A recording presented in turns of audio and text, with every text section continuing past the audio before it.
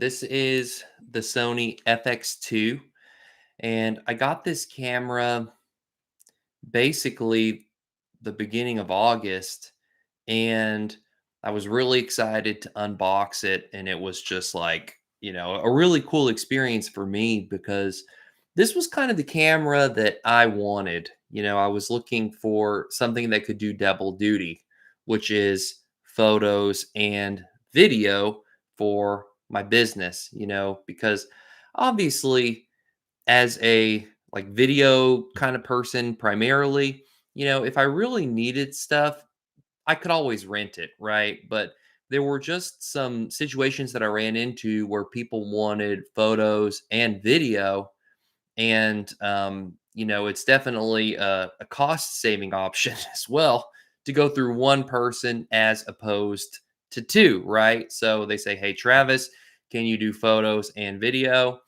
And this year, I was filming a missions trip toward the end of August. And so this camera kind of ended up fitting the bill perfectly for that job.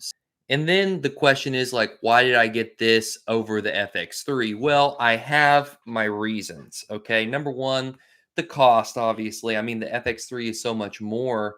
But when you factor in also for my use case, I had rented the A7S3, because I was hoping that the photos from that camera, which, is essentially on par with the FX3, I said, okay, if this camera has good enough photos to where I'm cool delivering these for clients, I'll go with like a A7 III FX3.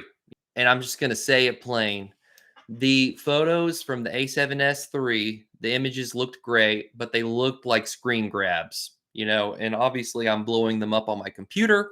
So things are a little bigger than you'd see on the phone, but I was just nervous delivering those because I could tell the difference. I could tell the difference between photos from the A7 III versus even like my 70D. Being able to crop in is just so valuable, reframe it a little bit. You just want to, straighten things out a little bit. And the more you go on that A7 III, it just starts to fall apart. I just really wanted good photos from this camera. That was the goal, right? So I ended up getting this one with the Sigma 24 to 70. So all in all, taking this camera on the trip was really great. This first go, getting this little dust off of there. And 4K works great for me. The photos and video out of this camera have been really great. The AI autofocus, I think, is a big feature as well.